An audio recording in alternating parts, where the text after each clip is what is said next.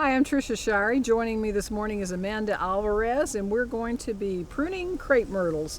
Generally around mid-February, it's time to be pruning the crepe myrtles. You can take off anything smaller than a pencil, but it's important to do the pruning carefully so that the trees have a chance to heal, because otherwise they'll form unsightly knobs where the trees are pruned. Now, first of all, we tend to cut the suckers that come up from the base of the tree down.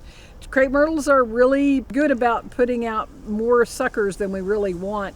I typically will choose 3, 5, or maybe even 7 trunks for a very large crepe myrtle tree, and then prune everything else away. If you've lost a trunk or have a trunk that's damaged, you might want to select a sucker that's in the proper position and leave that so that you'll have another trunk later on. I like to take off everything that I can get off with my pruning shears first. And we're cutting right next to the branch collar, but not too deep into the branch collar, because that way the tree can form a nice scar over and you can get the wound to heal very quickly. Now, these larger branches are going to need the lopping shears or a pruning saw, so Amanda will take care of those. These branches that are growing toward the center are going to cut down on air circulation.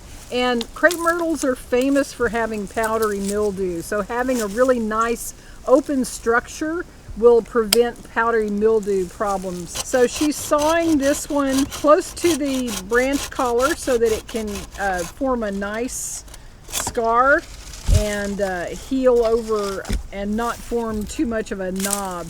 Crepe myrtles, when they're pruned properly, will end up with a very, very nice smooth trunk, and they're just as attractive when they don't have leaves if you prune them properly. Now this one is coming in at a kind of an angle, and she did a lower cut first so that if it does happen to fall, it's not going to strip the bark if the branch hangs on. That lower cut allows the branch to be taken out without causing damage. So I've got one more little one here. Sometimes you'll see people have pruned their crepe myrtle trees all to one height, and that does provide a lot of blooms in the summer, but then in the winter they form these really ghastly looking knobs on the ends of the trunk, and they're just not attractive in the winter months. We like to prune them so that they end up with a very nice shape and they look attractive all year. Pruning paint is not necessary for crepe myrtles. For Backyard Basics, I'm Trisha Shirey with Alvarez. Thanks for watching.